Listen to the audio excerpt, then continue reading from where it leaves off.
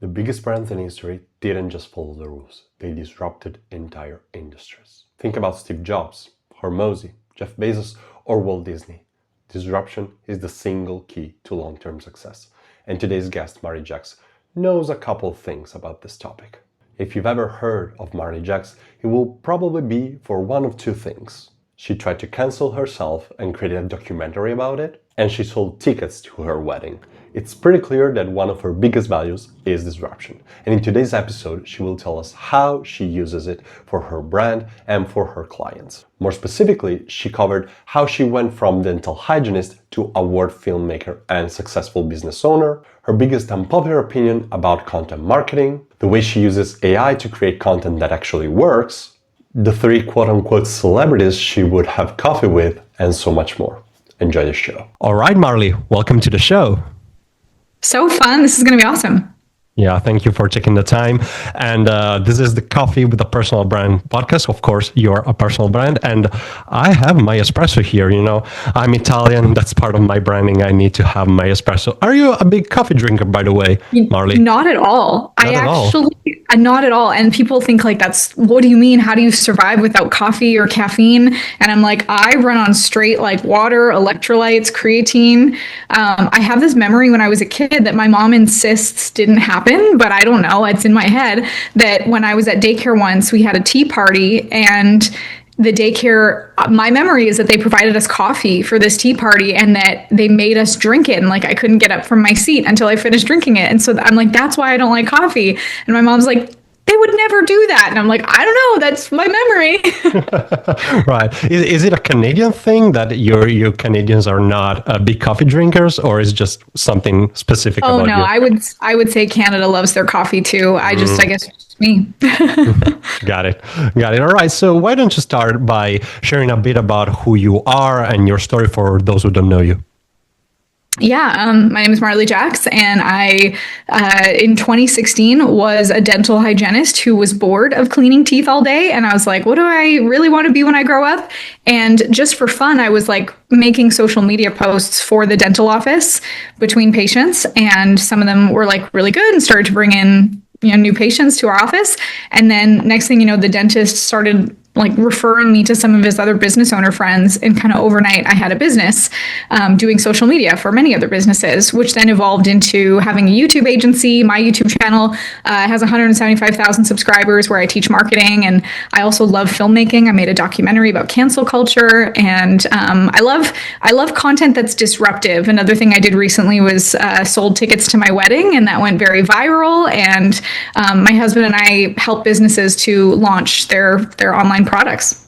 Yeah, and you already basically touched the first things that I wanted to touch on in the first question, because first of all, I'm super happy to have you on the show because we're all about personal branding here, and you have a lot to say about this topic. Like in the first 20 seconds of your story, anyone can already notice how much it is about content and personal branding in your career.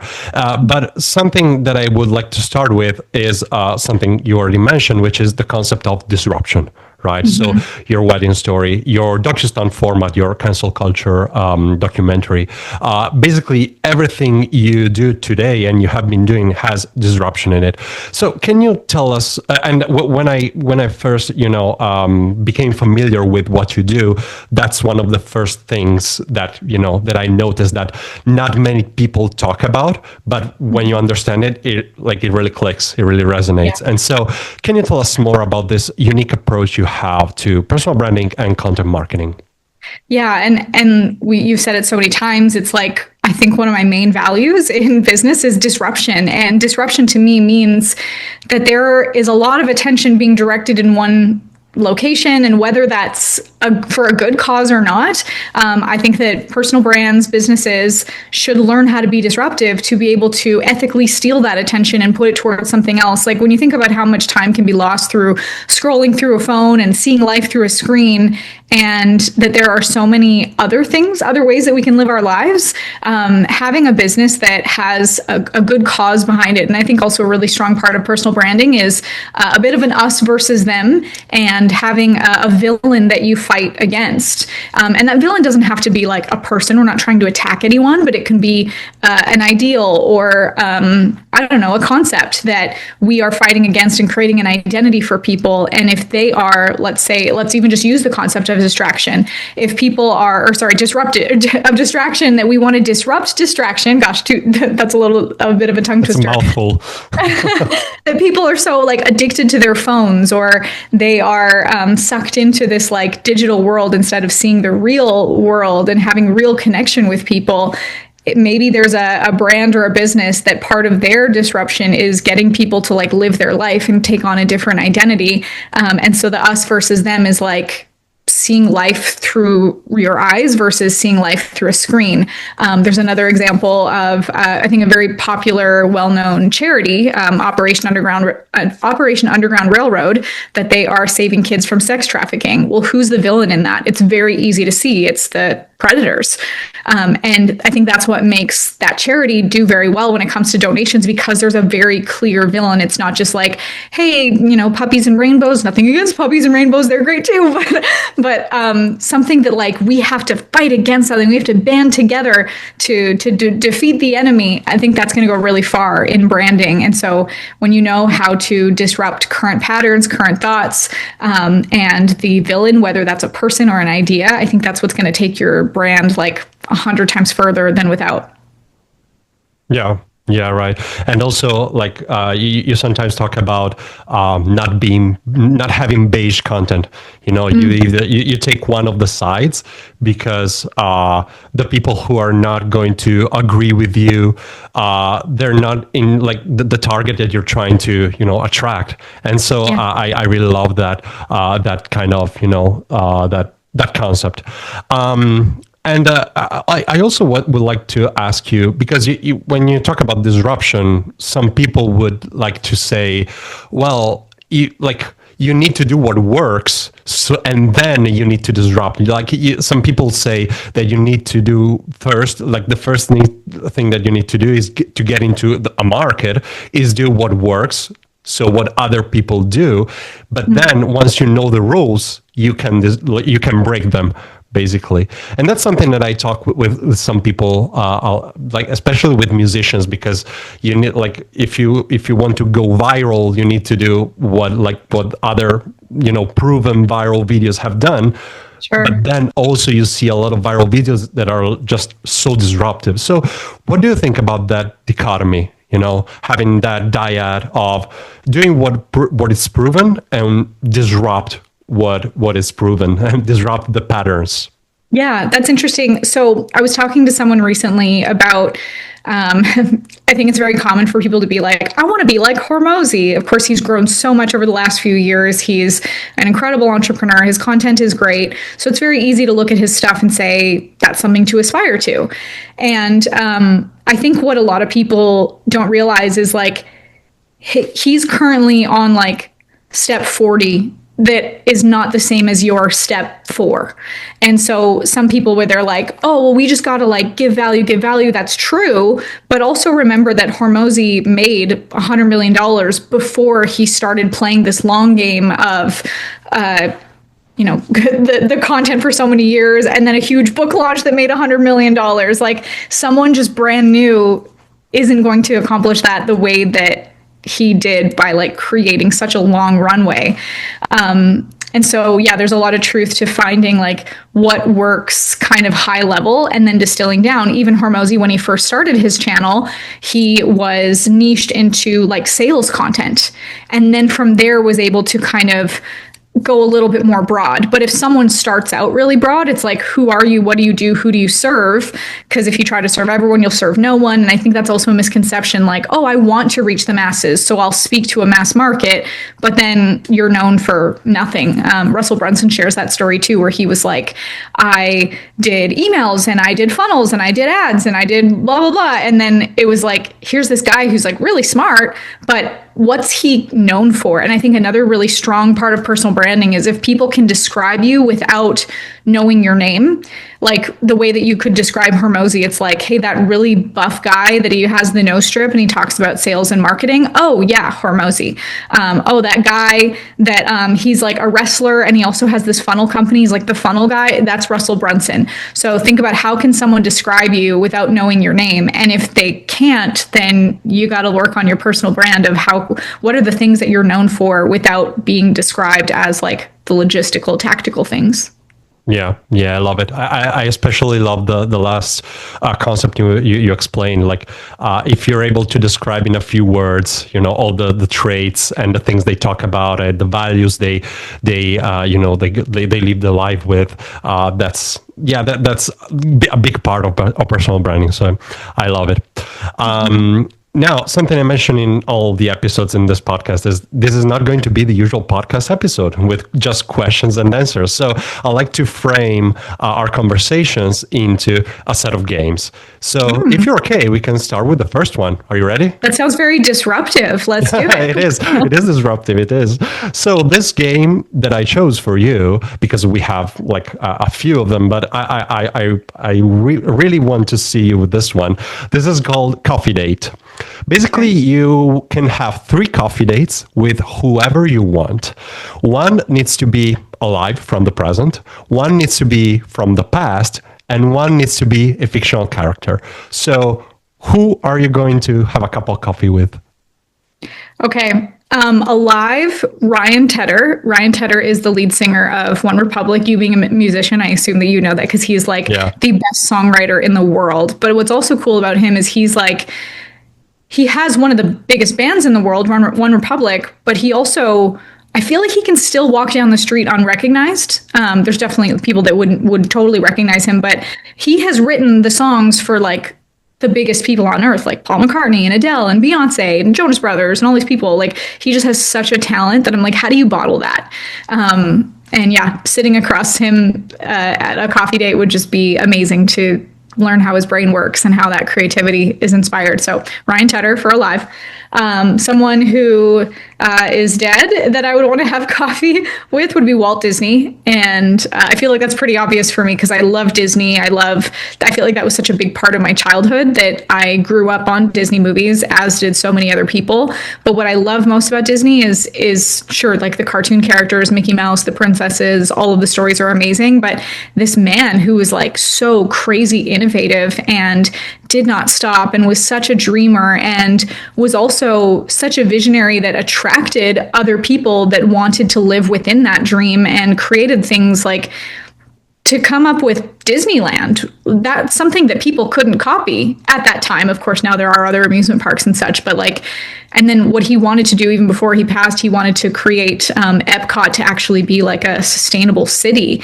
Imagine what he could have done if he had lived longer. Oh, amazing. And then what was the other one? Was a fictional character? Yep. Oh, I feel like saying Harry Potter would be too easy, but that's like the first one that comes to mind. Oh man, you can have a group one for this one. a group coffee date with. Oh man, I'm trying to think of 2 fictional characters. So one is Harry Potter. Maybe Harry a cartoon if you are into cartoons with your daughters and old children. I guess I'll go with Harry Potter. That's a really popular movie in my house. All my kids, we love watching that, and that's just a brave young man, and also his magic. Can he do some magic for me? Just wave his magic wand and make things happen in my life. That would be amazing. So yeah, I'll go with Harry Potter. That's a good one. Well, congrats. You passed the first game. Woo, I guess I couldn't fail at it. All right. So now for the next question. Like, I think that you have, like we talked about disruption, and we can already see that you probably will have a lot of unpopular opinions regarding your niche and your market and what you do in general. But what do you think is like one main unpopular opinion that you have about your industry, and maybe something that people have not understood yet, but that you're saying, guys, like it's so clear. Why aren't you seeing it? Right. Yeah. That's unpopular opinions. I always love to poke fun at content, at boring content, lazy content, bad content. But I also do it from a playful place of like, I've done it. And I recognize that it's tempting to do because we see everyone else do it. But that's also seeing everyone else do it is what makes it boring and not disruptive. So for example, the reels where someone's just standing there and then they're pointing and the words show up to what they're pointing. And it's like, that's lazy content. I feel like we can do better. We can have more substance than that. Or something that we actually made t-shirts around this once, stop the pop. And what that means is stop starting your videos with, hey guys, just popping in real quick, blah, blah, blah, blah, blah. Because what that actually, like the subtext of that is, I apologize for showing up and taking up space, which is like, it when you recognize that that's the subtext of it, it's icky, it's fawning, instead of boom, here I am with a powerful message and a hook to just grab your attention immediately. And especially when we know that people have a 3-second attention span, if we've wasted our time and their time with just popping in real quick, that's basically saying like, oh, hey, I don't mean to bother you. I just wanted, if it's okay with you, I just really quickly just wanted to say this thing. And if it's, I'm sorry. Like, I'm sorry if I'm here. I'm sorry. Oh, like, how do you think that you're going to grow a brand when you are apologetic? And I know that typically people want to be unapologetic in their branding, but when they see other people doing this habit, it's easy to take it on, but just because we see it happen all the time. If there's like one thing that I can instill in people's branding is always start with a hook. Like that is your attention real estate, is the first 3 seconds has to grab their attention. And whether it's like verbally or visually or both, like Hormozy has some great videos. There was this one that I can remember that he's talking about the biggest mistakes that he made in his career, that he probably lost $100 million in these mistakes. And there's like fire around him and he's shredding the mistakes in these like paper shredders. And it's like, I'm going to tell you and like there's fire and noises, and it just boom, like catches my attention immediately, instead of, imagine the alternative. Hey guys, just popping in real quick. It's Hormozy here. And today what I'm going to tell you about is like, you're gone. You've already lost it. Yeah, and it's totally true. And I think that I've been reading your emails for years, and I don't think there is one email that starts with, "Hey guys, hey name, just pop in real quick." Hey name, yeah, the little name. subject. Yeah. And so it's not just content, but also copy and all the whole marketing all around. And we can also segue into the AI content, because you talked about the that same content with just like effortless content that is very is very tempting for people because it's effortless. And what do you think about like just AI content, because I know that you do use your AI, but in your unique way, and like to optimize your workflow. And so what's your reaction to AI content, and like both written and when you open LinkedIn and you see that ChatGPT article on the LinkedIn post, and also when you see it like a AI created video that is just ridiculous? What do you think about that? Yeah, it's so insincere. And I think because so much AI content is coming out faster than ever, people are just like, you can sense it. It's almost like when you go to a party and if you're talking to someone to their face and you just have that like gut check or that intuition that you're like, I don't know, something's not really vibing with this person. You get the same thing from ChatGPT content that hasn't been, because there's nothing wrong with using ChatGPT. Like I use it every single day, but if it hasn't been combed over with a human lens, it's the same thing as that like weird vibe check that you'd see with someone face to face. It's like, this isn't landing for me because there's no emotion in it. There's no human in it. And so one of the ways that I use ChatGPT is I will actually talk to it. So like I'll turn on the voice recorder or the voice dictation and I will speak into it what I want to create. And that way, first of all, I can speak a lot faster than my brain can transmute to my fingers what I'm trying to say. And then I can also ramble in a way where it doesn't have to be perfect. I can be like, hey, so I want to make a post on this thing. I was away this weekend and I want to talk about the things that I saw. And then there was also this moment, but I really wanted to come across like that it has emotion, but also some humor. And then let's like have a really subtle segue to a call to action at the end. But I don't want it to be like a hard pitch. Like, see how I'm just talking through it. And sometimes people will say, what was the prompt you used? And I'm like, I just talked to it. Like the same way that I look at, like I would look at ChatGPT and sometimes we'll humanize it by calling it Chad or Gina. And I'll talk to it like it's a human because I want to get a human-ish output from it. But even then, you'll still get the M dashes, which, like, unfortunately, I know that M dashes, like you as a writer, you're probably like, rest in peace, M dashes. They have a purpose, but because ChatGPT has overused them, now it's like a dead giveaway that you're using ChatGPT. Even if you didn't, they've just kind of ruined it. Or what I have to delete the most is like, it's not this, it's this. It's not about working harder. It's about working smart. And it just comes across like preachy kindergarten teacher, like good job, pal. Like it's so weird.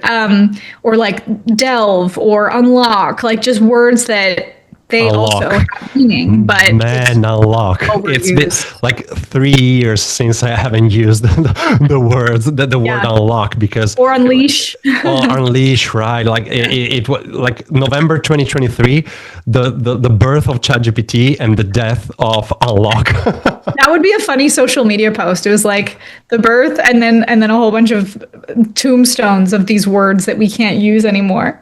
Yeah, exactly. And sometimes I use ChatGPT to analyze transcripts from like long videos via cells. And when I see that it does, it's not this, it's that, I can already see it didn't extract the like verbatim moments, quotes because, well, too much rephrasing. I can get you. I can see you, ChatGPT. Yeah, and totally resonates. And by the way, for anyone listening, I saw one of your like your weekly webinars when you do this thing of talking with ChatGPT or like the dictation tool, like. It's like another level of using AI to create content. And maybe last year I saw one of your videos where you were just walking in your neighborhood, in your just talking and brain dumping, and then AI turns that, or yourself turns it into content. That's like another level. It's quick, but it's effective. It's not AI, so it's not AI sounding at least. So yes. Yeah, highly recommend to watch one of Marley's webinars. Now. Going into the second game, this game is called Flash Branding. So basically, what I'm going to do is that I'm going to give you some fill-in-the-blank questions, fill-in-the-blank sentences, and you'll have to answer as fast as possible with the first thing and most natural answer that you have. This game will give people a chance to know you better, and you'll be able to show your approach to things in a fun way, right? So basically, for example, I can say, my favorite content creator is, and you just give your answer, all right? Okay. You ready for it? Yeah. All right. So the best advice I ever received was? Multiplication by subtraction. Love it. Yep. Success to me looks like? Doing what I want when I want. The most important moment of my life was when? When I married my husband. When I'm struggling and I need help, I want to talk with. Funny enough, myself. I will record myself and listen back to my thoughts. That's a way that I process things. Fair enough. The biggest risk I ever took was. Moving from Canada to the States in the middle of a pandemic, right after a divorce, and not knowing what was going to happen with my life next. Well, I guess it's powerful enough and risky enough. So congrats, Marley. You passed the second game. Wow. They were deep. These were deep. I loved it. So you passed the second game. So before we go into the third game, one more question.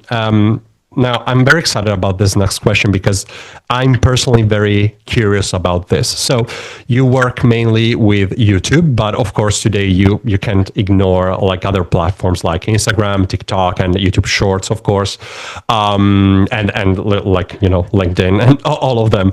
But most importantly, we still can't ignore TV. I mean, you and Steven went on a lot of TV shows before and after your wedding story, if I'm not mistaken. So my question is, because I've been talking with people that work inside the TV, like the TV world, and that's one question that I've been asking myself a lot. What is your prediction about like TV, YouTube, Twitch, and other platforms? Like, is TV going to disappear? What is the future here, in your opinion? What is going to be the role of YouTube? People are going to say is going to be the new TV. What do you think about this? Yeah, I wonder if TV is the new newspaper. Like, there still are newspapers, but the definitely the viewership, the readership has plummeted drastically. But maybe there is still a demographic enough, even though the numbers have shifted a lot. It's so funny to think that my cable bill used to be, let's say, $120 or something like that. And now I don't have cable anymore, but I have Hulu and HBO and Disney Plus and Netflix. And it's still like, that also equals 100 and whatever dollars. So it's just being replaced by a different medium.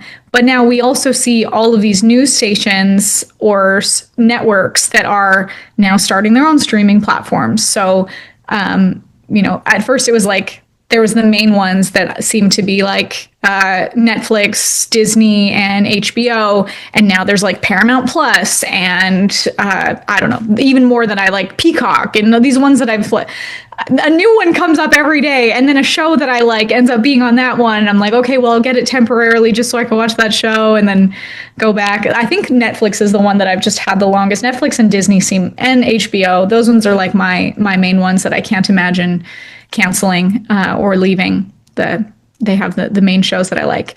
But yeah, when you look at the stats on like people are watching YouTube from a TV screen device maybe not more than, but like the increase has been dramatic from just on a phone screen. So people are like taking it with them, and then it's now replacing what's in their living room. But I think there's still, I mean, even with the invention of podcasts, there are still radio shows on like AM, FM radios. So I think the medium is going to change. The audience is going to like shift towards consuming this content on different devices and different platforms. And all of these networks are just going to find different ways of monetizing. So the radio stations that are still in service, they're going to monetize through different ways by maybe having a podcast where then they can have sponsorship funds and other ways for them to monetize. I think the only ones that will kind of fail is if they don't adapt to these platforms. I can even think, so I used to work in a radio station, and the morning show that I used to work on, they now do have a podcast, and I haven't listened to it, but I assume that they would monetize that in addition to monetizing a potentially lesser audience that's listening to the radio. That is very interesting. I didn't know you were working in a radio station. That is so interesting. I think it's so true. Like the connection you mentioned about radio and podcast, because like the content is the same, but it's like framed in a different way and it's on different platforms. I think that today one big But just today, so I'm not talking about the future, that today the biggest difference is in credibility, because you still get a lot of credibility on like national TV and TV in general, especially like if you go on sales pages of coaches, consultants, and personal brands, you still see like if you've appeared on a national TV channel, you will still see in the banner, you will still see that one there, and also you with your wedding story. I think that when you appeared on TV, it's still good credibility. Oh yeah. But also at the same time, I'm not sure this is going to be the same like 10 years from now? Because today podcasts are also increasing their credibility. So if you already now, if you have appeared on Joe Rogan, you already have a ton of credibility. And so imagine 10 years from now what it's going to look like. So I just think it's going to be a very interesting topic to have a look at. And the thing that you mentioned, that people are looking at YouTube on TV screens, and the replacement of like not cable but like subscriptions, like it's huge. You're actually replacing the entertainment. So yeah, I think it's a very interesting topic. I don't know if there's anything that you want to add about this. No, I think it's interesting to observe our own behavior in how we consume content, because that's always a hint of what we should be doing. And I teach that all the time. Like, I think if you spend enough time with me, I will ruin how you watch movies, because you'll be analyzing them in addition to just consuming them. Like, you'll be like, "Ooh, that was an open loop," or "Oh, that was a call to action for later that's gonna like come back around." And by being like Deadpool. Yeah, like Deadpool. Yes, I love using Deadpool as an example. I don't know why that was like the first example that came to me.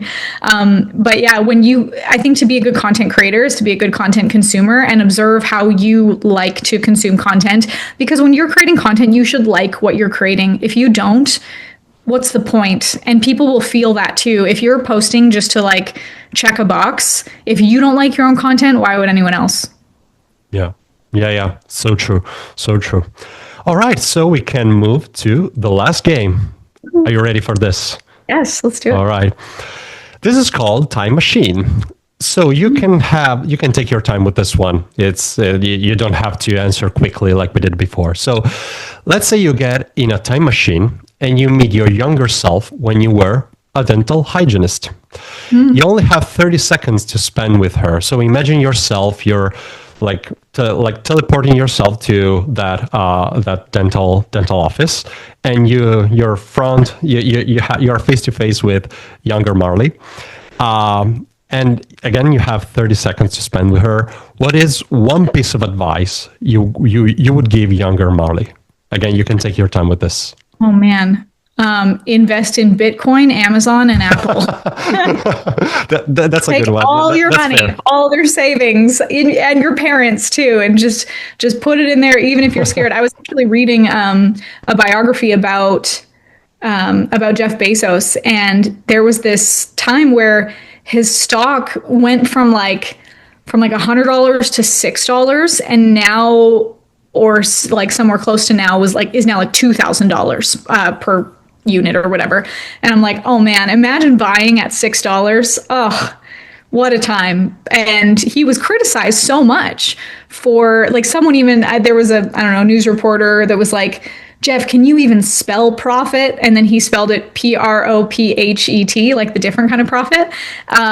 And just totally criticized him that he was doing something disruptive, had never been done before. And of course, the people who do things that are disruptive are the ones who are going to be criticized. But the ones who are afraid to be criticized are the ones who ultimately fail.